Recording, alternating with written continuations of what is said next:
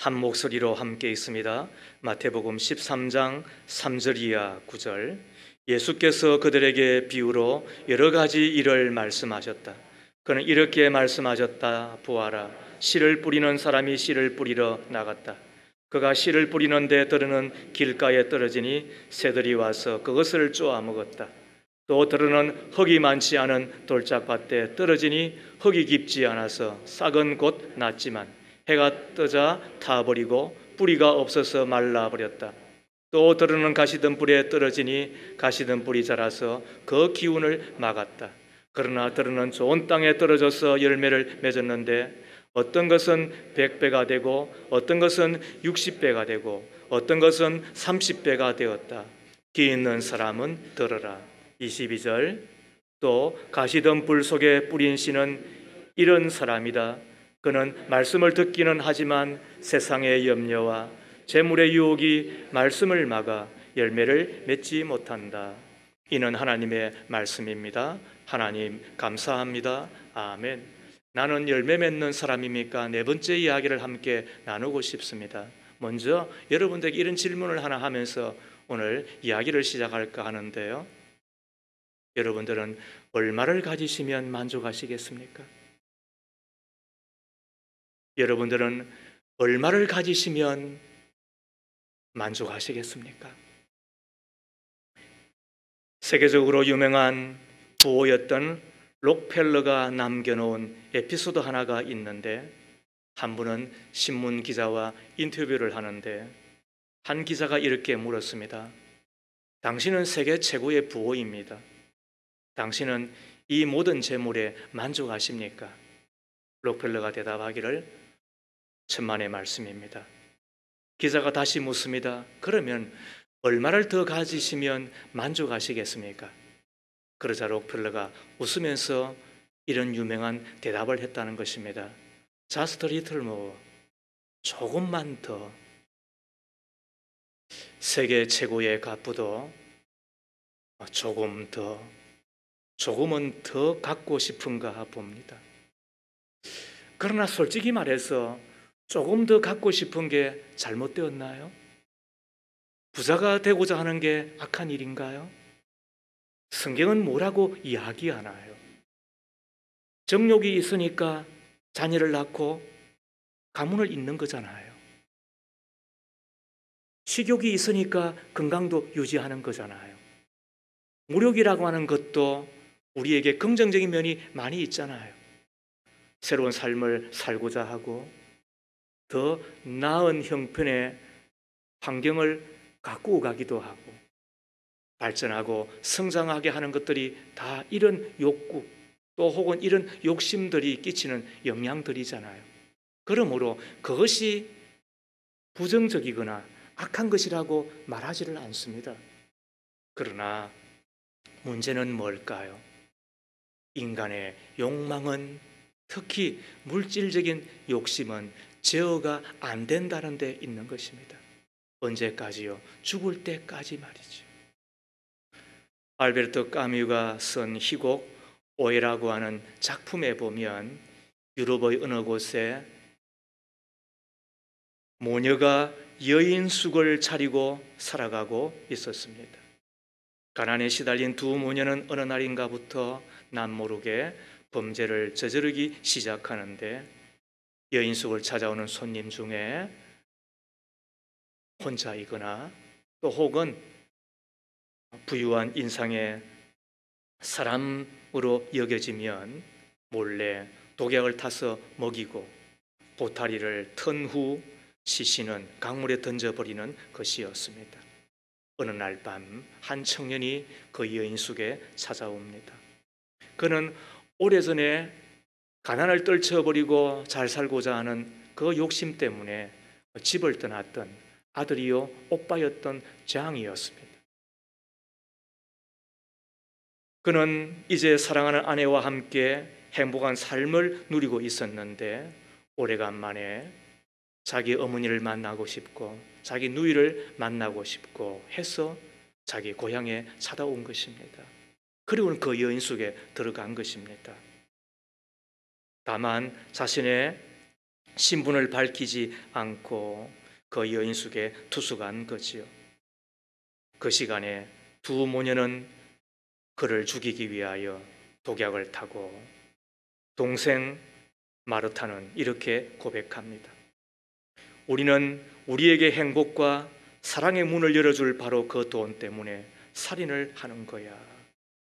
그러나 보따리 속에 신분증을 보고 나서야 그가 자신들이 그토록 기다리던 오빠임을, 그리고 아들이었음을 확인합니다. 두 모녀의 절망은 죽음 그것과 같았습니다.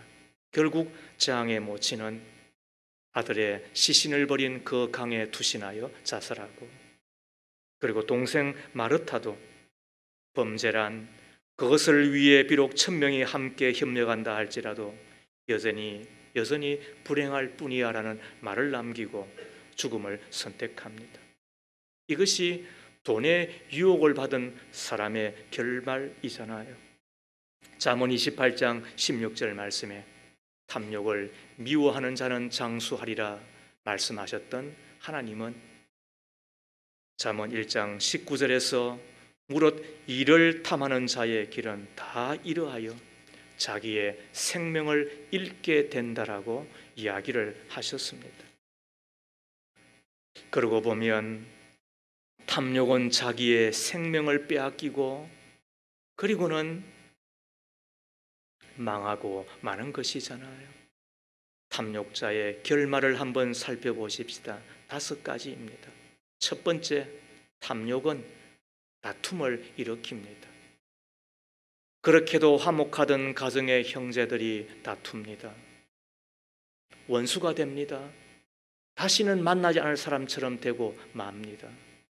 살펴보았더니 그 사이에 유산이 있었습니다. 그리고 그것 때문에 서로 다투고 원수가 되고 다시는 만나지 않을 사람처럼 되고 만 것입니다. 성경의 이야기를 들으십시오. 잠언 28장 25절 말씀에 욕심이 많은 사람은 다툼을 일으키지만 주님을 의뢰하는 사람은 풍성함을 누린다 그랬습니다. 두 번째로 탐욕은 시험과 올가미에 빠지게 합니다. 옛날 이야기 한 번 더 하십시다. 전깃불도 시계도 귀한 때였습니다. 열심히 마음 잡고 새벽기도 하기로 다짐한 젊은 여집사가 장날 읍내에 있는 시장에서 잘 우는 닭 한 마리를 샀답니다. 몇 번이나 시험해 본 후라 안심하고 내일 새벽부터 닭이 울면 새벽기도 나가야지 그런 마음을 먹었죠. 그런데 이게 웬일입니까? 동창이 밝았는데도 불구하고 닭은 울지 않은 것입니다. 할 수 없이 다음 날 장까지 기다렸다가 닭 장사에게 가서 하소연을 했습니다. 이 닭 진짜 우는 겁니까? 이 닭 울지 않던데에 이렇게 이야기를 한 거죠. 여집사의 이야기를 다 들은 후에 닭 장사가 몇 가지를 물어보았답니다. 닭장은 지어주었습니까? 그럼요.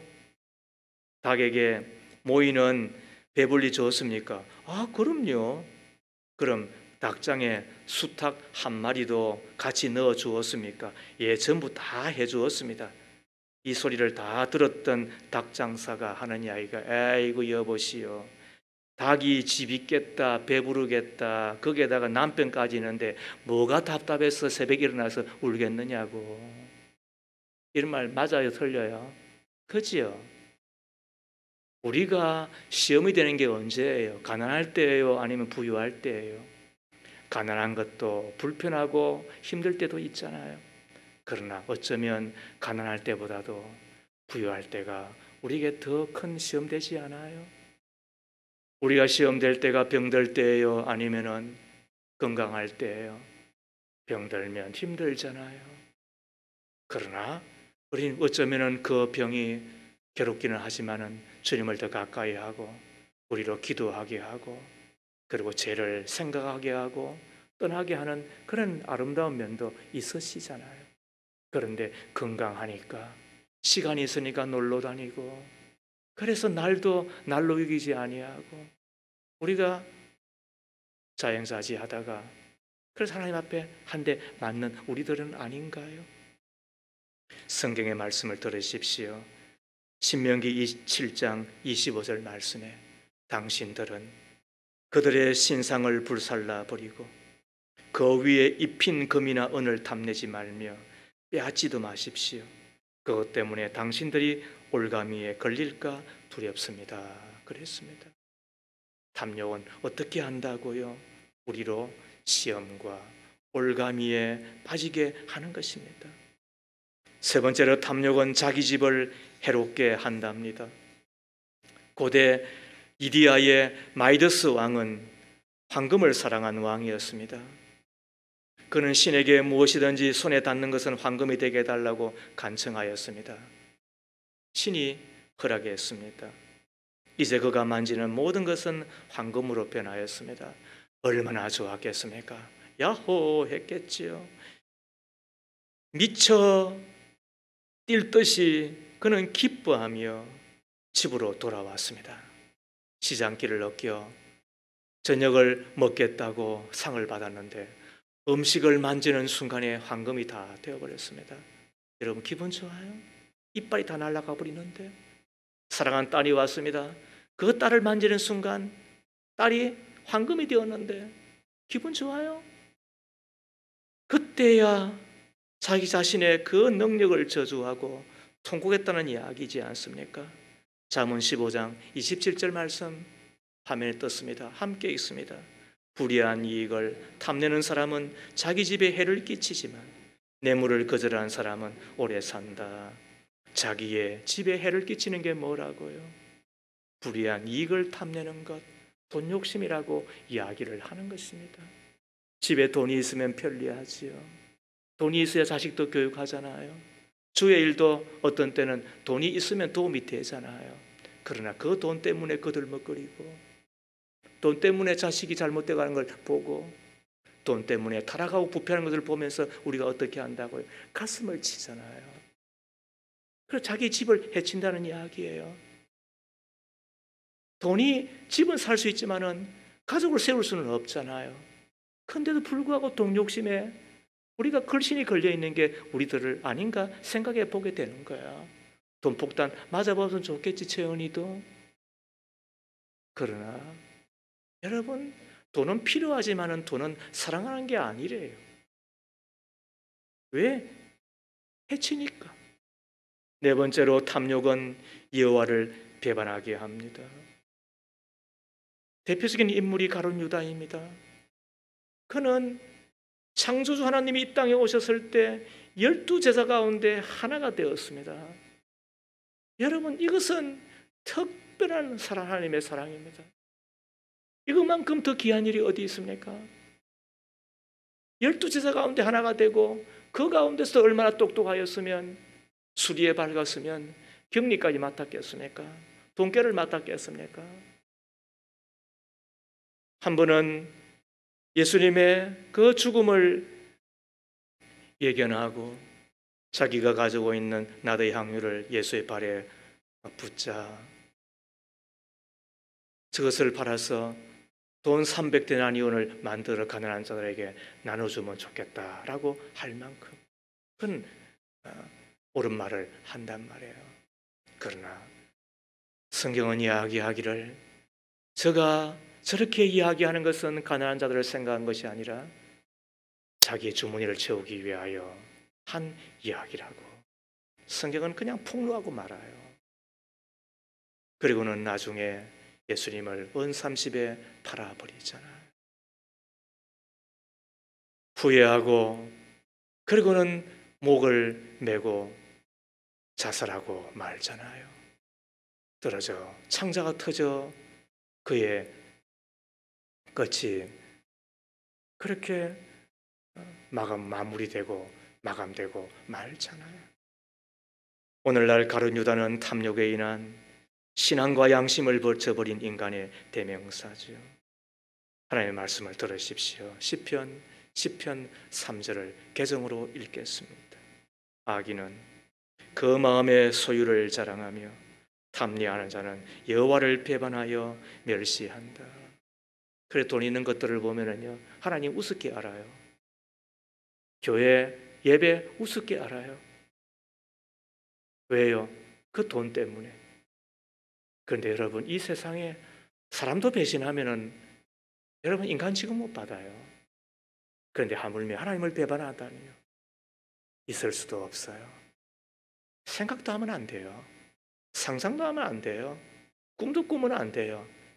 하나님을 배반하다니요. 그런데 뭐가 들어가면? 돈 욕심이 썩 들어가면, 여러분 꿈에서라도 있을 수도 없는 바로 하나님을 배반하고 하나님을 멸시하는 걸 하게 되는 거예요. 그래서 이렇게 하는 거예요. 우리 보험 있잖아, 우리 실비 보험 있잖아, 우리 연금 나오잖아, 우리 걱정 없잖아. 그럼 하나님을 멸시한다는 거예요. 내일 일은 자기 것이 아닌데도 불구하고, 그런데도 불구하고 그렇게 하나님 앞에 고개를 쳐들고, 그리고는 지가 뭔가 된 것처럼 여긴다는 거예요. 여러분, 탐욕이 들어가면 어떻게 된다고요? 여호와를 배반하게 된다는 거예요.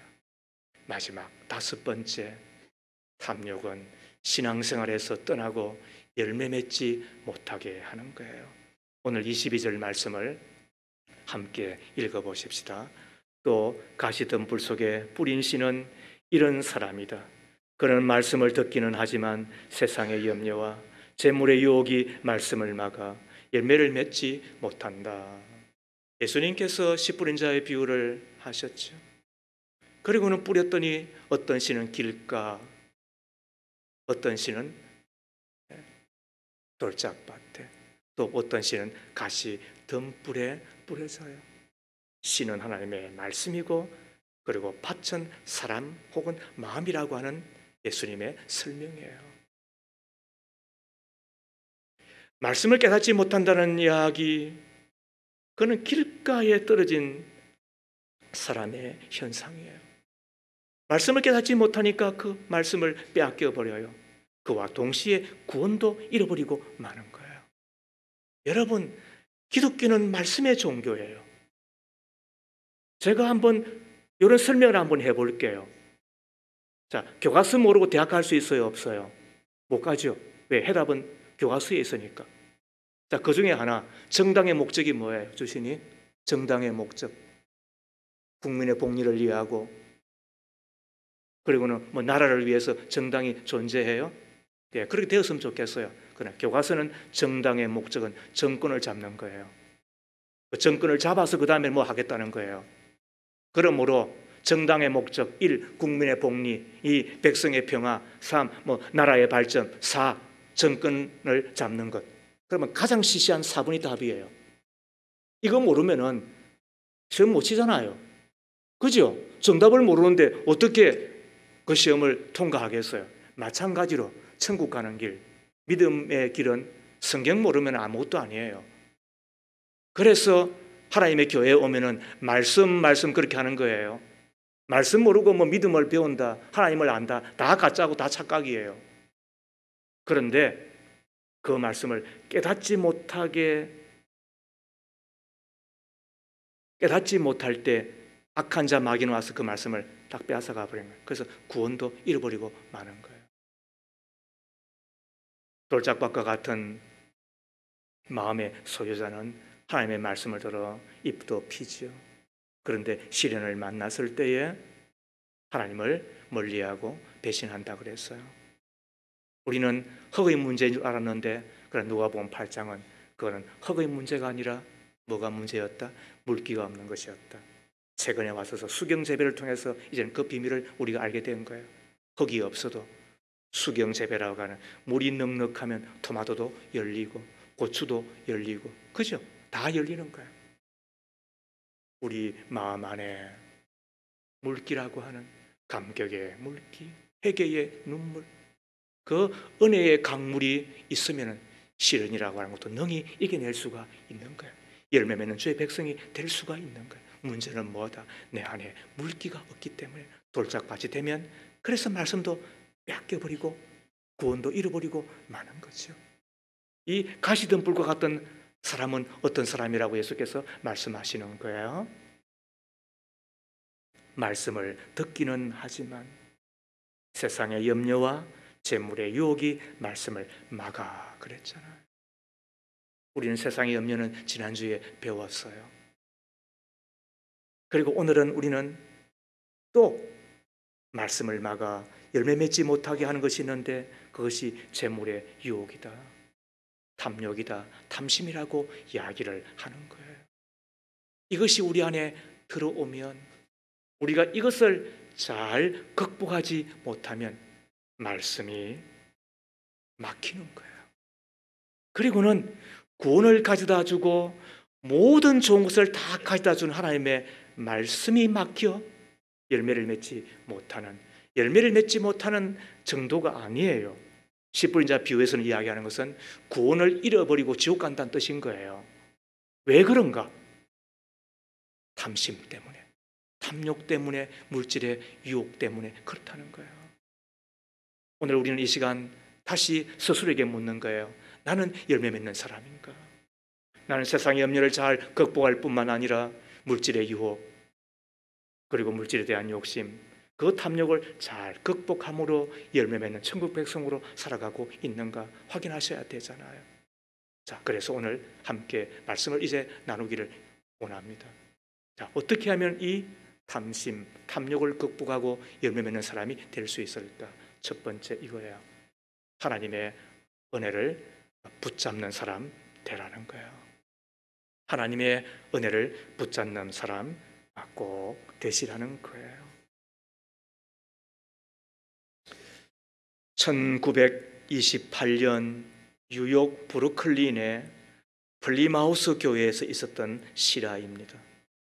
할머니 성도가 예배가 끝날 때쯤 손을 들고 목사님, 죄송한 말씀이지만 마지막으로 드리는 부탁입니다.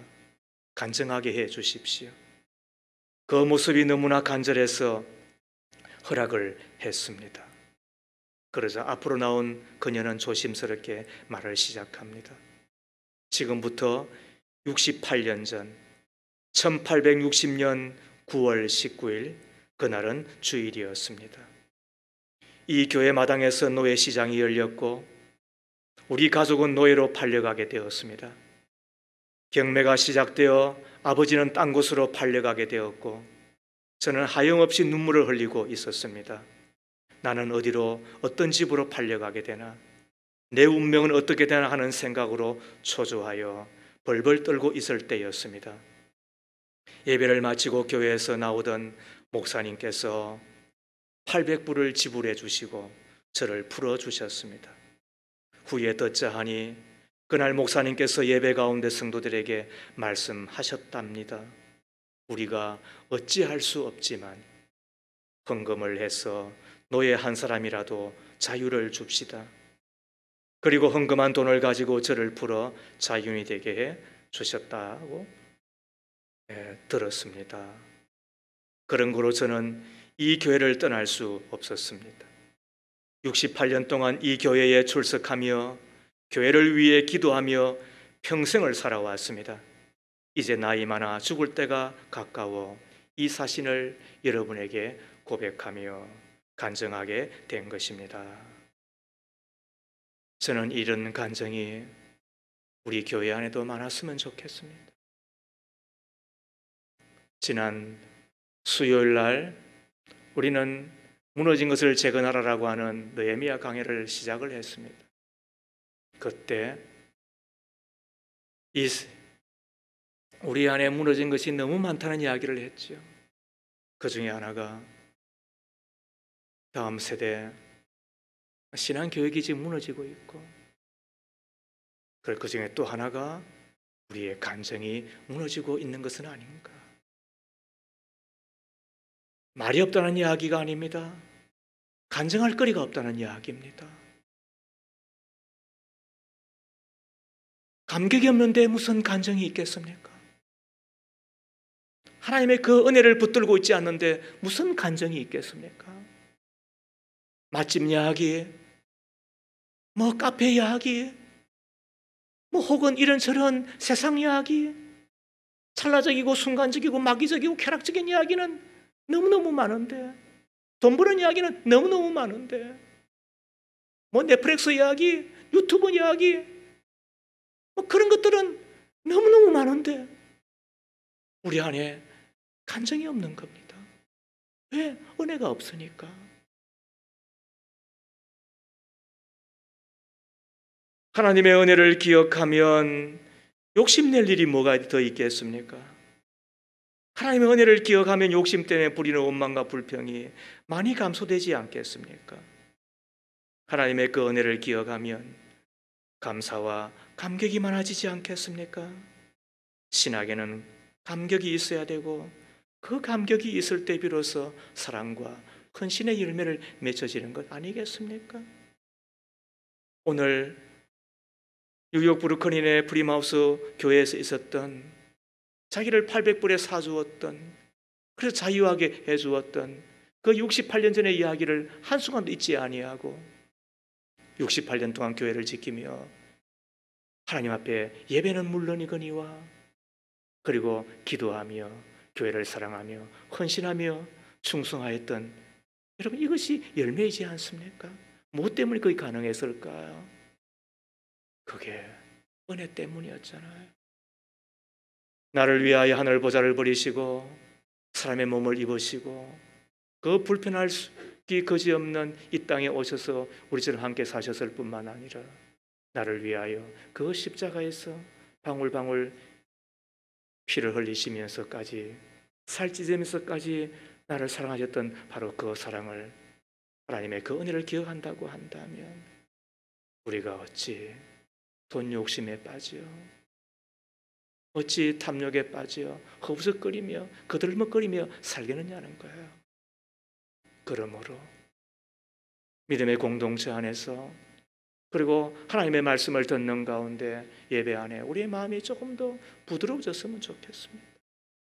그리고 우리가 그 가운데서 다시 하나님의 은혜가 무엇인지 선명하고도 분명하게 우리가 접촉되고 감전되고, 그리하여 우리가 탐심을 이겨내며 열매 맺는 주의 백성이 되기를 바라는데, 믿으시면 아멘 합시다. 그렇습니다. 은혜를 붙잡는 길 외에 탐심을 이기는 길은 없습니다. 두 번째로, 자숙하는 마음을 가지십시오. 그리하면 탐욕을 극복하고 열매를 맺게 됩니다. 탐욕 혹은 탐심이란 부족하다고 느끼는 데서 나오는 것이지요. 더 가지려고 하는 데서 생기는 마음이 바로 탐욕이잖아요. 이때 부족함이 없다고 느끼게 되면 탐욕이 생기겠습니까? 어릴 때 아이를 키우다 보면 걸신이 걸렸는지 왜 그렇게 과자에 환장하는지 모르겠어요. 우리 두 아이도 지금은 말이죠, 저렇게 뭐 커서 아닌 척하지만은 그러나 조사하면 다 나와요. 얼마나 먹고 싶어 했는지. 그죠? 그래서 누가 이렇게 하나 주면 말이죠, 막 확 들러붙어가지고 말이죠, 막 그건 먹는데 그러더라고요. 저걸 어떻게 고쳐주나. 이빨도 나빠지고, 그리고는 또 등등 안 좋다고 하는데, 그때 어느 분이 하는 이야기가, 목사님 마트에 가셔서 과자를 좋아하는 거 한 박스를 사세요. 그리고는 던져놔 보세요. 그러면 좀 지나가면 시름시름해집니다. 그래서 믿지도 본전이니까 한 번은 이제 그렇게 해서 이만큼 샀잖아요. 그리고는 주었더니 야호 하고서나 들러붙어가지고 말이지 얼마나 좋아하는지, 우리 아빠가 변했는가 봐 이러면서 말이죠. 그렇게 하는데, 그런데 좀 지나니까요, 말 그대로요, 이제는 봐도 그냥 본체만체하고 지나가게 되더라니까요. 여러분, 그렇죠? 이게 뭐예요? 이제는 부족하지 않다고 느끼는 거예요. 이제는 만족하다고 느끼는 거예요. 그렇게 했더니 어느 정도는 그 걸신에서 벗어나게 되더라니까요. 참 신기하더라니까요. 내 스스로 만족한다, 부정함이 없다고 느끼는 이 마음이 자족이잖아요. 그리고 이 자족이 탐심을 이기게 하고 열매를 맺게 하는 거잖아요. 이것을 위해서 필요한 것이 저는 두 가지라고 생각을 해요. 하나는 예수로 채우는 것이고 하나는 잘 묵는 거예요. 그리하면 자족에 이르게 되고 그리고는 탐심을 어느 정도는 극복하게 되는데 한번 들어보세요. 먼저 내 안에 예수로 가득 채우십시오.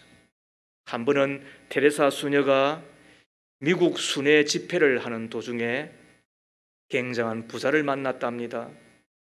부자가 테레사 수녀에게 이야기합니다. 제가 뭐 좀 도와드릴 것이 있습니까? 진심으로 한 이야기 같아요. 그러자 테레사 수녀가 빙그레 웃으면서 대답하기를, 저에게요? 저는 예수만 필요합니다. 주 예수만 있으면 됩니다. 그분이면 족합니다. 예수 그리스도면 족합니다. 이렇게 이야기한 거예요. 여러분 어떻습니까? 오늘 우리에게 정말 필요한 것은 먹는 것이 아니고 돈이 아니고 세상의 힘이 아니잖아요. 가장 중요하고 필요한 것은 예수 그리스도이시잖아요. 그분이 내 삶을 다스리시고 인도하실 때면 우리는 육신의 정욕과 안목의 정욕과 이생의 자랑에서 자유할 수 있잖아요. 주님만이 내 삶의 힘이요 능력이요 구원이 되심을 고백하게 될 때 우리는 탐심의 노예로부터 해방될 수 있잖아요. 이유가 뭘까요? 우리 자신이 천하보다 귀한 존재이기 때문에 그래요. 우리가 천하보다 귀하다고 하는 존재는 두 가지 뜻이 있다고 저는 생각을 해요. 하나는 이 세상의 어느 것과도 비교되지 않을 만큼 존귀한 자라고 하는 뜻이 있고, 또 하나가 뭘까요? 그거는 이 세상에 어떤 것을 가지고도 채워지지 않는다라고 하는, 만족이 안 된다는 의미라고 저는 생각을 해요. 시냇물이 흘러 강에 들어가고 강물이 흘러 바다에 들어가지만 바다가 넘치는 법이 없는 것처럼 이 세상에는 모든 것을 다 가져도 내 마음의 바다가 넘쳐요, 안 넘쳐요? 안 넘쳐요. 왜? 천하보다 귀한 존재이기 때문에 그래요. 그런데 천하보다 귀한 내가 이 세상에는 어떤 것으로 채워지지 않는 내 마음의 바다에 예수께서 들어오세요. 그러면 그때부터 어떤 일이 벌어져요? 흘러 넘치게 되어요. 왜? 예수가 천하보다 크신 분이기 때문에 그래요. 신기해요. 그래서 제가 예수 믿고 1년 만에, 예수 믿고 10개월 만에 제가 제 인생을 드렸잖아요. 왜? 홀로 넘쳤으니까. 그 이후에 한 번도 전 돈을 빌린 적이 없고 한 번도 돈을 꾸본 적이 없어요. 똑같은 말이죠? 한 번도 저는 가난하다고 생각해 본 적이 없어요. 주님이 주신 부유, 그러므로 나는 부자다, 나에게 주신 이 부유를 가지고 내 평생 가난한 자들을 위해 살겠다고 주님 앞에 약속을 할 수 있었어요. 내 안에 예수가 들어오시니까. 그래서 옛날에 이런 찬송 진짜 많이 했거든요. 사람을 보며 세상을 볼 때 만족함이 없었네. 나의 하나님 그분을 볼 때 나는 만족하였네. 저기 빛나는 태양을 보라. 또 저기 서 있는 산을 보아라. 천지 지으신 우리 여호와 나를 사랑하시니 나의 하나님 한 분만으로 나는 만족하였네. 믿으시면 아멘. 이게 비밀이에요. 이 비밀은 시크릿의 비밀이 아니에요. 미스테리. 내가 경험해 보면은 그렇지. 그때 경험하는 거예요. 그러므로 자족은 내 스스로 훈련하고 가난한 가운데서도 부유한 가운데서도 참고 견디며 그들 먹거리지 않으면 내가 살겠지라고 하는 그런 것으로 되는 게 아니에요. 자족은 어떻게 된다? 예수 그리스도 그분을 내 마음속에 모실 때 비로소 흘러넘치는 거예요. 그래서 김수환 추기경은 평생 가장 좋아하는 말이 뭐였다? 여호와는 나의 목자시니 내게 부족함이 없으리로다. 저도 분명히 고백할 수 있죠. 내게 부족함이 없다. 내 아이들이 뭐 이것저것 달라고 또 혹은 필요로 해서 뭐 주어야 했죠. 다 잘 못한 그런 미안한 마음은 있지만은 그러나 부족하지 않게는 해주었습니다. 부족함이 없게 해주었습니다. 왜요? 그게 우리가 사는 믿음의 길이니까. 부족하지 않은 그 은혜, 그거는 천하보다 크신 예수 그리스도를 내 마음에 모시고 날마다 내 마음에 모시고, 그래서 우리가 큐티하자 그러는 거예요. 그래서 목장에 가서 이 이야기 날마다 하라고 이야기하는 거예요. 그 다음에 또 이 자족을 위해서 해야 될 일이 뭐냐? 그거는 묶는 거를 잘 하셔야 돼요. 자족이라고 하는 말의 라틴어 뜻이 뭐냐면 함께라고 하는 말과 묶는다는 말의 합성을 하는 거예요. 이게 그래서 자족이란 뭐냐? 함께 묶는다는 뜻이에요. 함께 묶음으로 말미암아 우리가 생각을 바꾸면 그때 내 마음에 차고 넘치는 것을 경험하는 거예요. 자, 예를 들어 보십시다. 미국의 16대 대통령 에브라함 링컨은 그의 좌우명이 이것도 지나가리라 였대요. 그도 사람인지라 왜 어려운 일이 없었겠어요? 왜 괴로움이 없었겠어요? 왜 인생의 짐이 없었겠어요? 그는 10번만큼 낙선하고 낭망하고 괴롭고 그리고는 고통스러웠을 텐데, 그럴 때마다 그가 묶은 게 뭐예요? 이 또한 지나가리라. 이 또한 지나가리라. 코로나19를 만나서 언제 끝날지 모르는 이 갑갑함, 그리고 하나님의 교회가 무너질 것 같은, 그때 제가 알았어요. 아, 하나님의 교회는 알곡과 가라지가 있구나. 그때 20% 30%밖에 교회 출석을 안 해도 헌금은 다 채워집니다. 아, 그래서 알곡이구나. 그래서 제가 가라지 혹은 쭉정이에 매여가지고 관리목회 했구나. 얼마나 주님 앞에 제가 부끄러운지 몰라요. 진짜 헛된 것, 쉽게 말해 도움 안 되는 것, 그런 것에 매여가지고 말이죠. 교회 출석해 달라고. 그런데 교회에 50%도 안 된 사람이 많은데도 불구하고 헌금은 10%밖에 안 줄었어요. 지금은 다 회복이 되었지만. 그러고 보면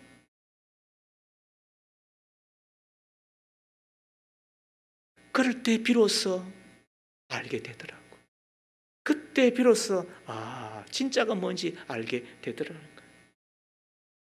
그때 품었던 생각이 뭐냐? 이 또한 지나가리라. 그렇게 하였더니 그 기간도 고통스럽긴 하였지만 그래 감사하며 행복하게 지날 수가 있었던 거잖아요. 자족이 뭐다? 묶는 거예요. 인생의 밤에는 하나님의 뜻이 있겠지, 이 또한 지나가리라 묶는 거예요. 인생의 낮에는 감사하고 또 기쁨으로 묶는 거예요. 그러면 자족할 수가 있는 거예요. 이 자족의 비결을 초대교회의 요한 크리스톰이라고 하는 유명한 교부에게서 한번 배워보십시다. 하나님께서 나에게 재물을 주시면 그것으로 좋은 일을 할 것이요, 하나님께서 나에게 주신 재물을 가져가셔서 내가 가난하게 되면 예수님처럼 되는 특권을 누리게 되고 가난한 자의 친구가 될 것인데 무엇이 걱정이고 무엇 때문에 슬퍼하고 원망할 것인가? 하나님께서 나에게 건강을 주시면 하나님의 일을 열심히 할 것이요, 병을 주시면 하나님께 더 의지하고 더 가깝게 갈 것이니 무엇이 걱정이고 무엇을 원망할 것인가? 하나님께서 이 땅에서 살라고 하시면 열심히 살 것이요, 하나님께서 오라 하시면 하나님 나라에 가서 주님을 배울 것인데 무엇을 걱정할 것인가? 라고 말했다는 것입니다. 이것이 뭐예요? 잘 묶는 것. 거기에서 나오는 것이 자족이잖아요. 그때 비로소 우리는 탐심을 극복하고, 이 세상에 사람 욕심 그것도 많잖아요. 이 세상에 물질 욕심만큼이나 또 이 세상에 일락에 대한 욕심이 있잖아요. 그걸 다 극복할 수 있는 것은 뭐다? 그거는 자족이다. 천하보다 크신 예수님 내 마음속에 모시고 날마다, 그리고 하늘의 것과 그리고 신령한 것, 또 은혜를 우리가 잘 묶으면 그때 자족이 되는데, 그 자족으로 우리가 탐심을 극복하고 열매 맺는 주의 백성들이 되겠죠. 세 번째, 나누는 삶을 습관화하십시오. 이것이야말로 탐심을 극복하고 그리고는 열매 맺는 주의 백성이 되는 것입니다. 먼저는 하나님께 드림을 습관화하십시오. 긴 목회는 아니었지만 지난 30여 년, 그러나 따지고 보면 교회 사역자로는 제가 40년째 지금 이 길을 걸어가고 있습니다. 그 기간을 되돌아보면서 참 사람도 좋아요. 그리고 비교적 교회도 열심히 나와요. 그러는데 규칙적이고 헌금에 습관이 없는 분들을 발견하게 돼요. 이런 분들의 신앙의 형태를 살펴보면 거의 예외 없이 믿음의 고백이 불확실하고 신앙이 자라지 않음을 보게 됩니다. 그래서 제 판단이 틀리기를 바라지만 저분을 딱 보면 저분 예수 잘 못 믿겠구나 하면 거의 맞아요. 저분 조금 있으면 그만두겠구나. 금방 다 맞아요. 뭐 때문이라고요? 규칙적으로 헌금하는 습관이 없을 때에 그 사람은 인쇄감과 동시에 어떻게 한다고요? 신앙생활을 더 이상 계속할 수가 없습니다. 제 판단이 거의 맞아요. 여기 앉아있던 계신 분들도 바로 그분이었어요. 왜?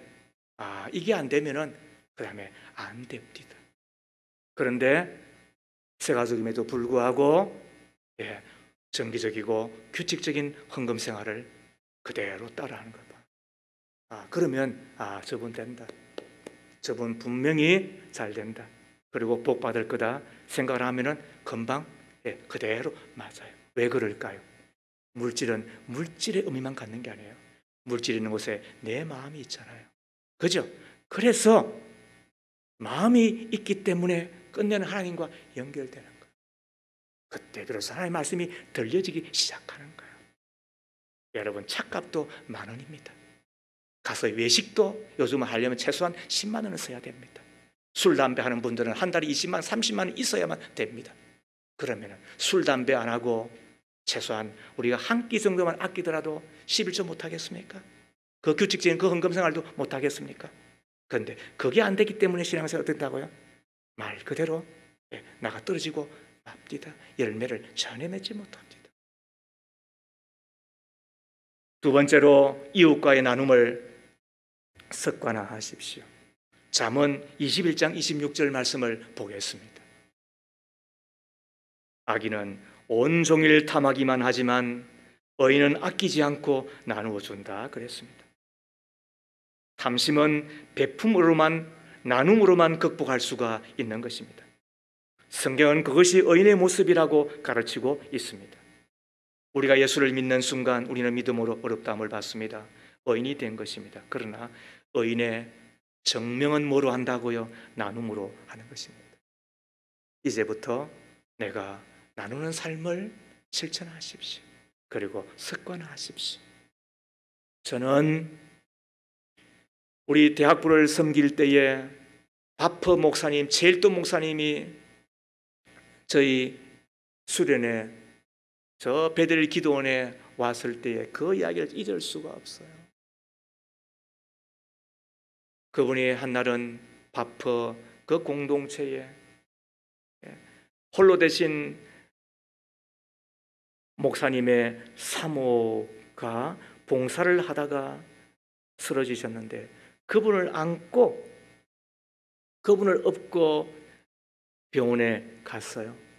그거는 저 미아리에 있는 캐톨릭 무료 병원이었대요.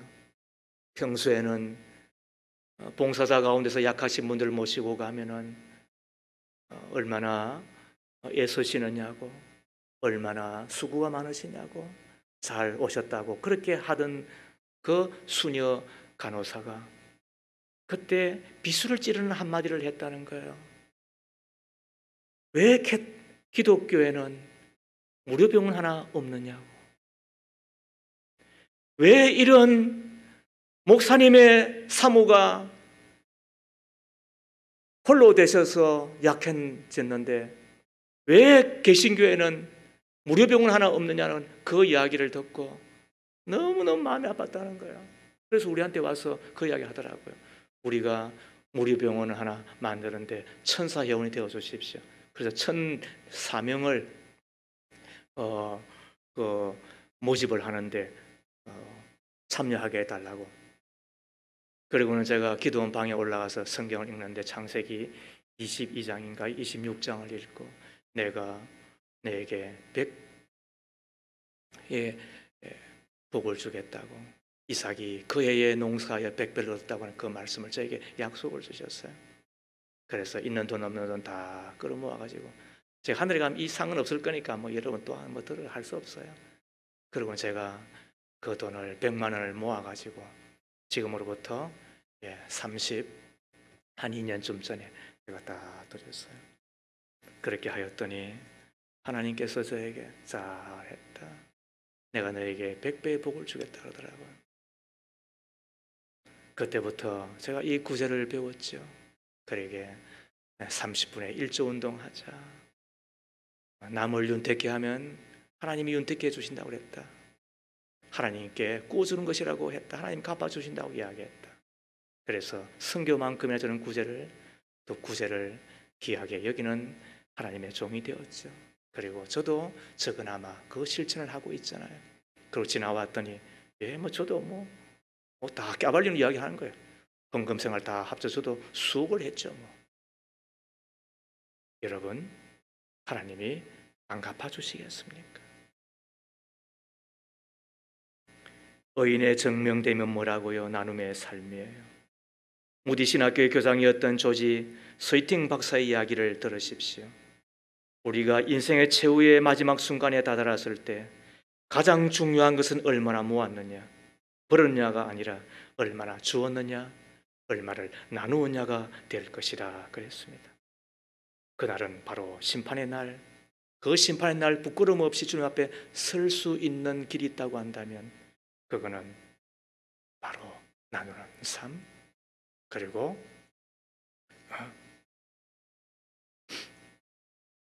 섬기는 삶이 될 것입니다. 말씀을 마치겠습니다. 논밭은 잡초 때문에, 사람은 탐욕 때문에 손해를 봅니다.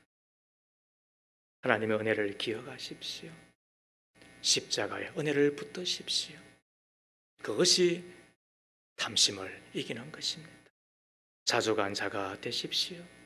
욕심보는 끝이 없습니다. 천하보다 크신 하나님을 내 마음속에 모시고 사십시오. 하늘과 하나님과 묵는 자가 되십시오. 자족을 배우십시오. 나누는 삶을 습관화하십시오. 하나님 앞에 정직하게 드리세요. 우리가 말씀 따라 구원받고 천국 가는 거예요. 그럼 말씀에 11조 하라고 했으면 여러분 딴짓하지 말아요. 11조 드리라고 했으면 없으면은 못 드려요. 그러나 있음에도 불구하고 그거 안 드리면서 하면 도둑놈이 되는 거예요. 말라기 성경 읽으세요. 도둑놈아 그랬어요. 그리고 무슨 복을 받겠느냐고 이야기를 했습니다. 그렇다면 말씀 따라 약속 따라 구원받고 천국 간다고 한다면 말씀 따라 약속을 따라 하나님 앞에 드리세요. 그게 하나님 앞에 드리는 습관적인 그리고 규칙적으로 드리는 헌금 생활이에요. 그리고 이웃에게도 나누는 자 꼭 되어서 탐심 물리치고 열매 맺는 주의 백성 꼭 될 수 있기를 주의 이름으로 축복합니다. 살아계신 하나님, 너희가 나를 택한 것이 아니고 내가 너희를 택하여 세운 것이라고 하셨으니 너희가 가서 열매를 맺어 내 제자가 되면 내 아버지께서 영광을 받을 것이라고 하신 주님, 열매 없는 우리 자신을 바라보며 부끄러움과 함께 참의 기도를 드리지 않을 수가 없습니다. 인격과 삶, 나아가 사역에 많은 열매를 맺어 주님의 마음을 시원케 하며 많은 사람을 주께로 인도하는 천국의 삶 되기를 소망하오니 우리의 영혼에 주님의 은혜가 강물처럼 흘러넘치게 해 주시기를 빕니다. 날마다 자족한 자가 될 수 있기를 비옵니다. 하나님께 드리는 자일 뿐만 아니라 이웃에게도 나누는 삶이 습관화되어 모든 탐욕을 이겨내고 열매 있는 하늘 백성이 꼭 되게 하옵소서. 우리를 보는 이들이 내가 믿는 예수가 그렇게도 좋은 분이냐 간증이 되게 해 주실 줄로 믿습니다. 예수님 이름으로 기도하옵나이다. 아멘.